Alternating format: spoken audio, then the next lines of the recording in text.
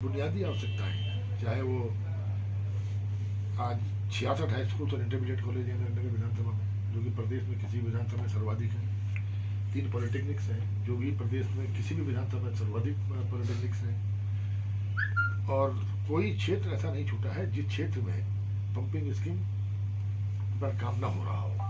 3 degree colleges हैं, इसलिए उच्च शिक्षा में भी आज पूरे उत्तराखंड के अंदर कोई विधानसभा क्षेत्र ऐसा नहीं है जहाँ पे 3 महाविद्यालय हों। 6 ITI है, करीबन 2500 किलोमीटर सड़कों का जाल यहाँ बिछ गया, जबकि जब मैं विधायक बना था तो कुल मिला के 341 किलोमीटर सड़कें हुआ करती थी। 100% गाँवों का विद्युतीकरण हुआ है। कुछ टोकें छुट्टी थी जो कि पिछले 4-5 साल से उन टोकों पर काम नहीं हो पाया। अब उन टोकों के भी टेंडर हो चुके हैं, बस मतलब बहुत जल्दी वो भी विद्युतीकृत हो जाएंगी। मुश्किल से 3-4 गाँव मेरे क्षेत्र में बचे हैं जहाँ सड़कों की पहुँचाने की आवश्यकता है, और सबकी सड़कें स्वीकृत हैं। फॉरेस्ट जो प्रिजर्वेशन एक्ट है उसके कारण उनकी क्लियरेंस न मिलने से 2 सड़कें, कुकुई की सड़क और एक मंजाड़ी की सड़क रुकी पड़ी है। बाकी सड़कें तकरीबन फॉरेस्ट क्लियरेंस भी मिल रही है, बहुत जल्दी उन पर काम हो जाएगा। और चाहे आप कैलाश गेट में जानकी पुल जो बन रहा है उसको आप देख रहे हो, ढालवाला में रिंग रोड का निर्माण हो, खारासुद के पुल का निर्माण हो, नरेंद्र नगर रानी पोखरी की डबल लेन रोड हो, शिवपुरी से लेकर के जाजल की डबल लेन रोड हो, लेकिन भविष्य में 29 किलोमीटर जिससे दूरी कम हो जाएगी नई टीवी की वहाँ के लोगों को। रानी पोखरी रोड से 14 किलोमीटर की दूरी कम हो जाएगी।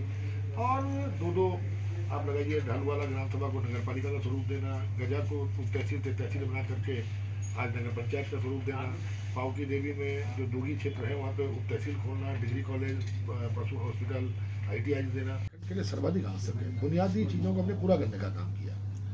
अब आवश्यकता है कि पहाड़ में जो पहाड़ की जवानी और पहाड़ का पानी पहाड़ के काम ही आता वाली कहावत है, उसको रोकना। और इसके लिए आवश्यक है कि हम पलायन को रोकने के लिए नीतियाँ बनाएं। तो मेरा इस समय सबसे ज़्यादा फोकस होगा urbanisation of the rural area, ग्रामीण क्षेत्रों का शहरीकरण, ताकि जिसी कंसेप्ट में चलते हुए मैंने गजा को एक शहर नगर का रूप देने का काम किया, पावकी देवी को भविष्य में नगर का रूप देने का काम कर रहा हूँ। तो मैं चाहता हूँ कि हमारे यहाँ जो न्याय पंचायत या पट्टी का जो कंसेप्ट है, उस स्तर पे हर पट्टी में एक नए नगर का निर्माण किया जाए, वहाँ पे इंफ्रास्ट्रक्चर खड़ा किया जाए, ताकि वहाँ का उस क्षेत्र का पलायन उसी नगर में हो। क्योंकि आज पलायन को रोकने के लिए बुनियादी आवश्यकताओं की पूर्ति करने के बाद हमें ऐसी योजनाएं बनानी पड़ेंगी ताकि स्थानीय लोगों को अपने ही यहाँ पर रोजगार उपलब्ध हो सके। तो इसलिए इसके लिए horticulture, cottage industry, floriculture, herb industry, इन चीज़ों पर हम लोगों को ध्यान देना होगा, ताकि स्थानीय स्तर पर रोजगार की संभावनाओं को पैदा करके हम अपने नौजवान को, अपनी जवानी को पहाड़ों में रोकने में सफल हो सके। और मेरी सबसे बड़ी प्राथमिकता यही होगी। मैं संतुष्ट हूँ, ये बात सही है कि 1 वर्ष अगर हरीश रावत जैसे तानाशाह और अक्षम शासक इस प्रदेश में न होते तो और भी काम करने का अवसर मिलता। मुझे थोड़ा सा असंतुष्टि अपने 1 वर्ष के कार्यकाल को, जो प्रदेश हित में जो हम लोगों को छोड़ना पड़ा, अगर वो भी मुझे अवसर मिल गया होता तो संभवतः और काम भी हो गए होते। लेकिन मैं देखिए, अगर स्वयं मुझे अपने कार्यों का मूल्यांकन करना होगा तो ये न्यायपूर्ण नहीं होगा। चुनाव में जनता मूल्यांकन करेगी। में केवल हम लोगों को जिताना ही जनता का काम नहीं है। आपने, जनता ने आपको जो शक्ति दी विधायक के रूप में चुन के, उस शक्ति का जनता के हित में कितना प्रयोग किया। अब मुझे इस बात की खुशी भी है, गर्व भी है इस बात का कि मेरे 5 और 4 9 वर्ष के कार्यकाल में, पहले कार्यकाल में तकरीबन 600 करोड़ रुपए के काम, और इस कार्यकाल में 2,500 करोड़ के कार्य मेरी साथ हो रहे हैं, जो अगर आप जोड़े तो मैं तो मुझे अवसर मिला, और मुझे मिला करके 17 विधायक विधानसभा में हुए। मुझे इस बात का गर्व है कि 16 विधायकों के कामों को एक संयुक्त सूची आप बना लें और मुझसे अगर उनकी तुलना करें तो कई गुना आगे मैं। मेरे स्वयं उस न्यूज चैनल के मालिक से भी बात हुई कि आधी अधूरी जानकारी की खबरें मत निकाला करिए। मंजियाड़ी गांव पूरा दोगी पट्टी नहीं है, इन्होंने केवल मंजियाड़ी गांव पे फोकस करके बना दिया। मैंने आपसे कहा कि मंजियाड़ी के लिए 12 किलोमीटर की सड़क स्वीकृत है, फॉरेस्ट क्लियरेंस के लिए पड़ी हुई है। सूर्यकुंड रानीताल पंपिंग योजना जो करीबन 60 करोड़ की योजना है, उसका पूरी तरह निर्माण हो गया, डिस्ट्रीब्यूशन लाइन्स बिछ रही हैं। पानी और सड़क को लेकर उन्होंने 2 बातें कही थी।